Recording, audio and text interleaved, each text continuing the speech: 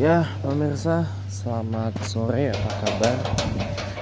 Hari ini hari Kamis tanggal 25 hari bulan Oktober 20 bukan tahun 25. Hari ini Kamis 24 Oktober 2024. Kembali bertemu kita.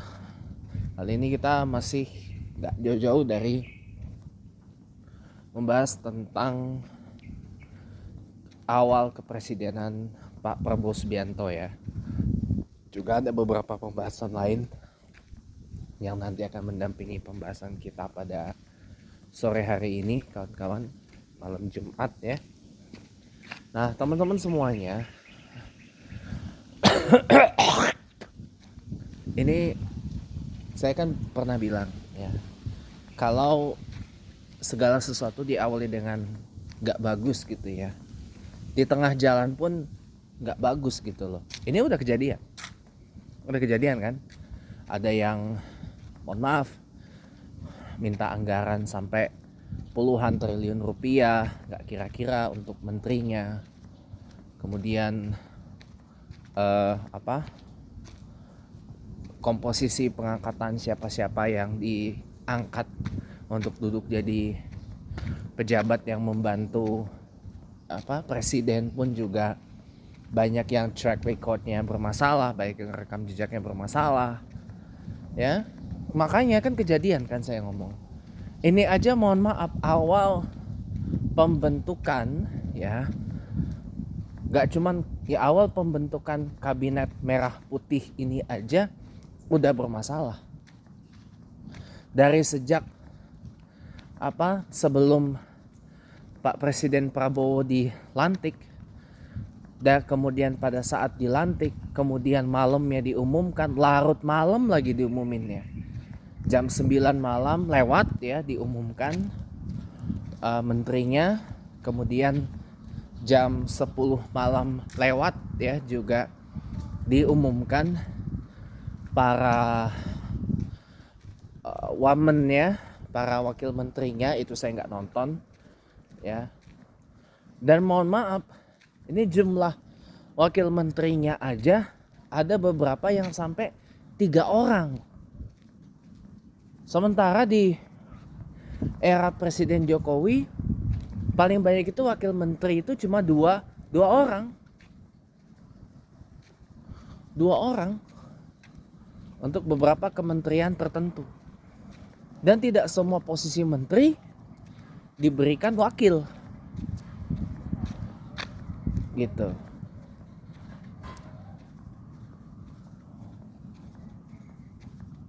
Kalau ini luar biasa gitu loh.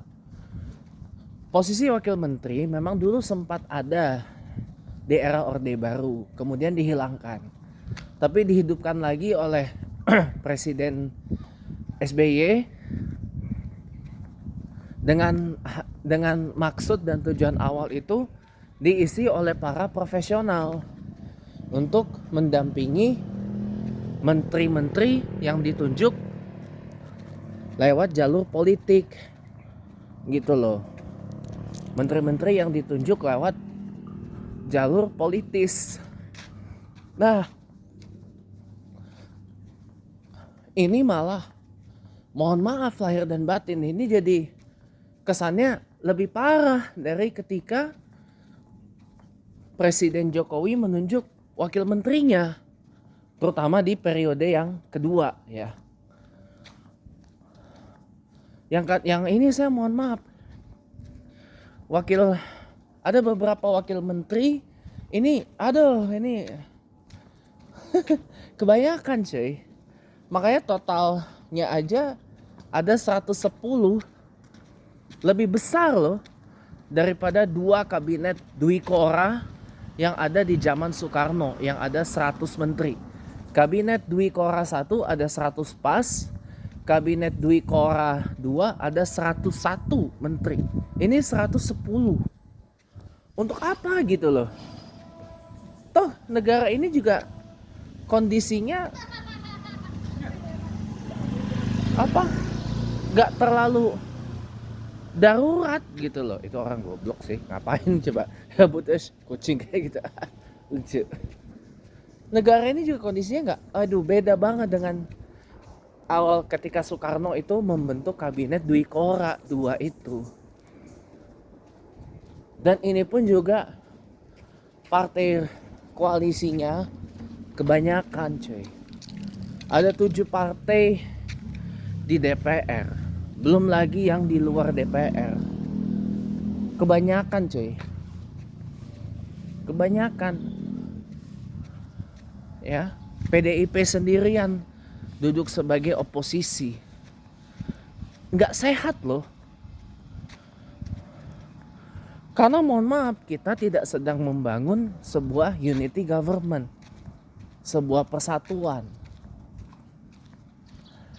sebuah pemerintahan persatuan. Ya, kita tidak sedang membangun sebuah unity government. Kita nggak sedang membangun pemerintah persatuan. Unity government itu bisa dibentuk kalau ada keadaan-keadaan tertentu seperti keadaan perang, pasca bencana besar dan sebagainya. Ini baru ada unity government. Tapi kalau ini nggak perlu sampai harus bikin unity government ke apa gitu Pak. Aduh, lucu ya. Makanya saya bilang awal kepresidenannya aja udah di awalnya dengan hal yang nggak bagus. Ya oke lah, mungkin Anda akan ingat tentang pilpres awal 2024 yang diwarnai dengan kecurangan. Kecurangannya sistematis lagi. Dan itu terjadi sejak akhir 2023. Ya, dimana Presiden Jokowi melakukan meddling, intervensi, cawe-cawe gitu ya, apalagi mendukung Gibran. Dan semalam pun saya akhirnya ketemu para orang-orang yang mendukung Jokowi ini, mereka banyak yang memilih Prabowo Gibran. Kenapa? Karena mereka nggak milih Prabowo, mereka memilih Gibran. Mereka memilih Gibran. Mereka hanya melihat Gibran, bukan melihat Prabowo. Ya, karena terpaksa aja sebenarnya. Orang-orang yang melihat Gibran itu, orang-orang yang memilih Gibran itu juga ikut memilih Prabowo. Karena kita bukan Filipina, yang dimana presiden dan wakil presidennya bisa dipilih secara terpisah. Baru kali ini presiden dan wakil presiden Filipina ini dipilih satu paket di Pilpres 2022 yang lalu, di mana Bongbong Marcos yang cawapresnya kala itu Sara Duterte ini kepilih bersama-sama gitu loh. Karena kali pertama sejak Pilpres Filipina tahun 2004.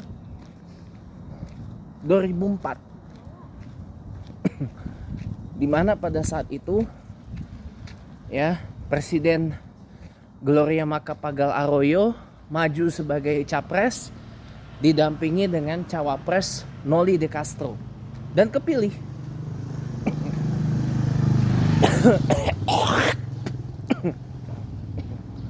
Di Pilpres 2010 yang kepilih kan almarhum Benigno Noynoy Aquino atau Benigno Aquino III, ya kan, dari Partai Liberal. Cawapresnya Marohas. Tapi yang kepilih adalah Jejomar Binay yang berpasangan dengan capresnya saya lupa. 2016 yang kepilih kan Rodrigo Duterte capresnya. Cawapresnya pada waktu itu adalah yang sekarang senator independen Alan Peter Cayetano. Ya. Tapi cawapres yang kepilih adalah Leni Robredo dari Partai Liberal, yang pada waktu itu berpasangan dengan capres Marohas. Nah sayangnya kita bukan Filipina yang bisa presiden dan wakil presidennya dipilih secara terpisah.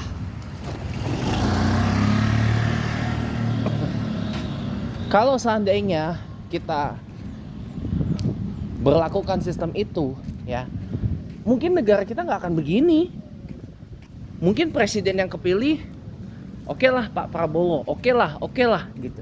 Atau mungkin Gibran yang kepilih jadi wapres, oke, ya. Tapi capres yang kepilih belum tentu Pak Prabowo. Karena berdasarkan popularitasnya sendiri, ya, Pak Anies dan Pak Ganjar Pranowo, Pak Anies Baswedan dan Pak Ganjar Pranowo itu jauh lebih populer dan jauh lebih disukai masyarakat karena track recordnya yang sudah proven dan rekam jejaknya yang bersih. Itu kalau kita seperti Filipina, yang dimana presiden dan wakil presidennya bisa dipilih secara terpisah.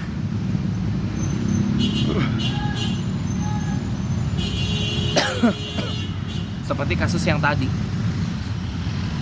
Tahun ini aja, di Pilpres 2 tahun yang lalu itu aja, kebetulan capres cawapres dari satu paketnya yang kepilih.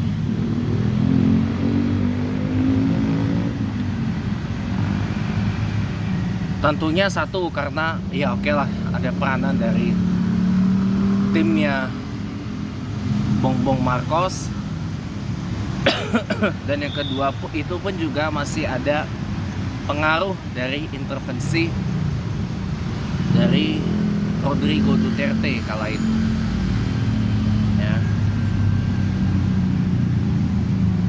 Tapi kan kalau untuk seperti itu kan undang-undangnya mesti dirubah lagi, mesti diamandemen lagi, ya kan? Ya kita lihat aja, kalau pada setuju sih alhamdulillah gitu loh. Kalau pada nggak setuju, nah ini yang repot. Karena kan sekarang koalisi merah putih reborn ini kan adalah the ruling coalition, koalisi yang menguasai DPR, ya. Koalisi Indonesia Maju Plus, ya, atau koalisi merah putih reborn ini, ya.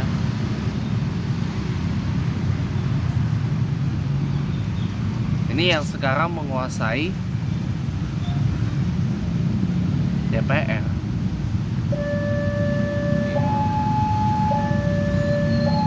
Jadinya ya itu, rasanya sulit kalau permintaan itu akan dikabulkan. Ada amandemen biar bisa presiden dan wakil presiden itu dipilih terpisah gitu. Andaikan oke lah misalkan Gibran yang jadi wakil presiden, presidennya belum tentu Pak Prabowo, bisa jadi Pak Anies, bisa jadi Pak Ganjar yang kepilih gitu.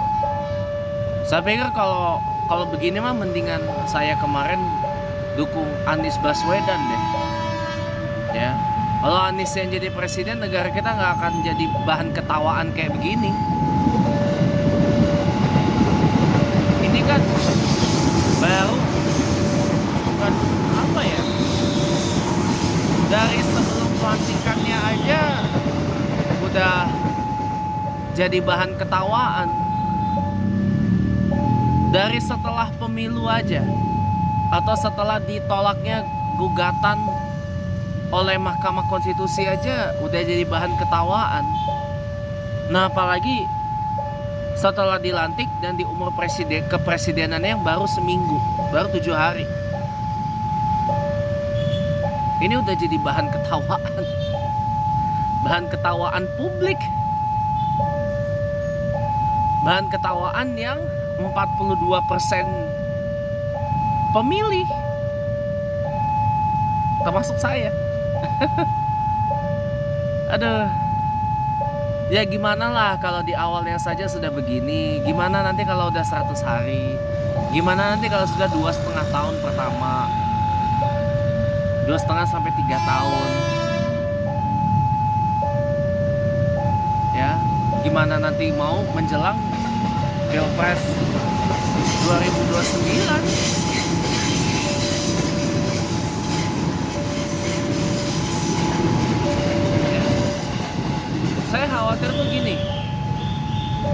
Kalau sampai ada upaya untuk menunda atau apapun itulah supaya Pilpres 2029 itu gak terlaksana, orang pada demo, turun ke jalan, pada dibungkemin semua, ini aduh bahaya sih.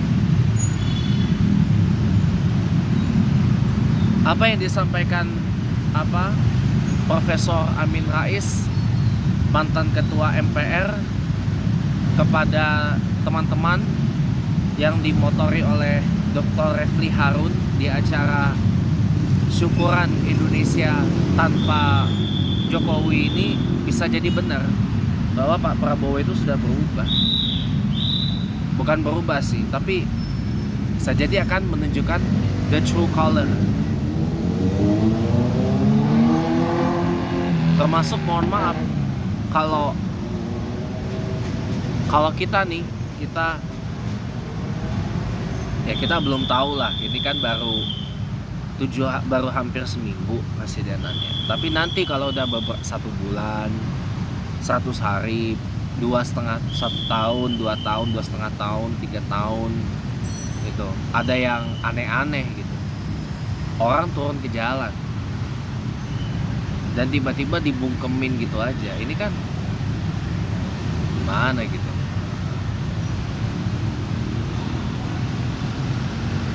Saya tuh prihatin.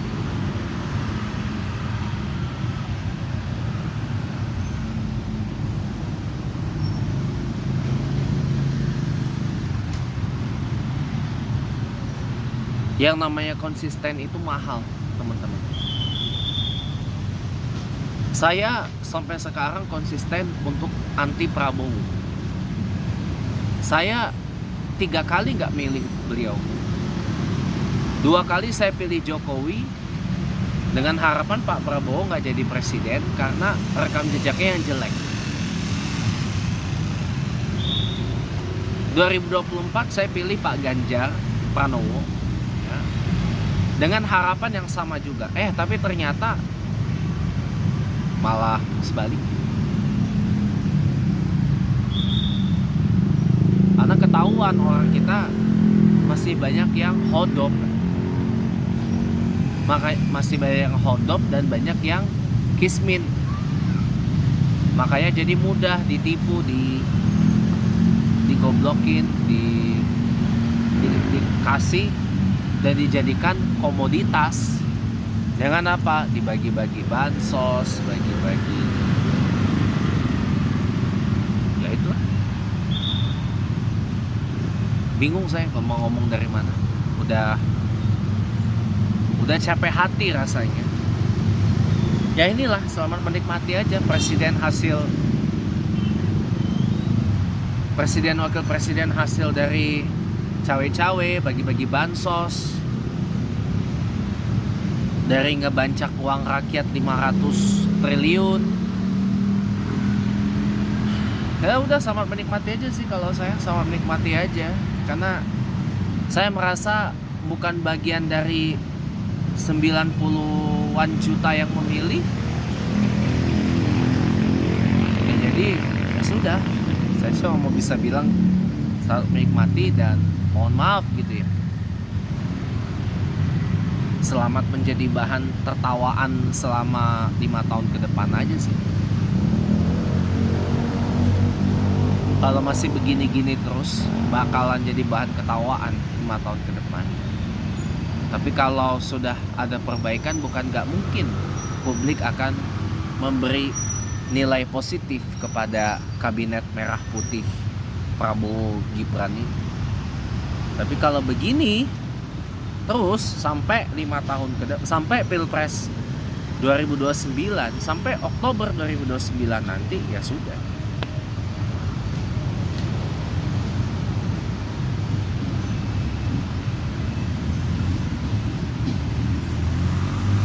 Pada akhirnya orang tahu gitu, mana yang benar-benar taat setia pada konstitusi dan mana yang cuma sekedar pencitraan tapi aslinya inilah, kronismenya kuat banget.